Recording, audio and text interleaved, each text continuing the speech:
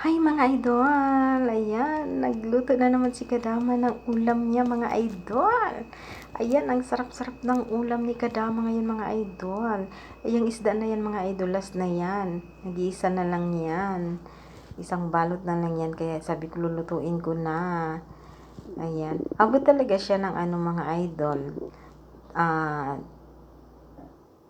2 months mahigit ang isda na inano ko. Pero meron pa ko doon isang balot na salmon.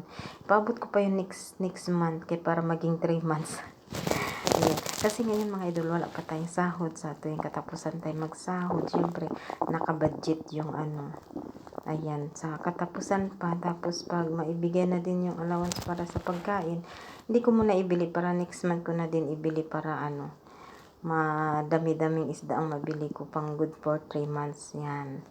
Yan, please like, share my videos para more videos si Kadama. Thank you so much and God bless. Mamaya pa ako kakain mga idol. Luto na yan siya. Mamaya pa ako kakain pag matapos ako sa trabaho.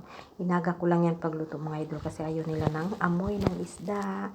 Para pagising nila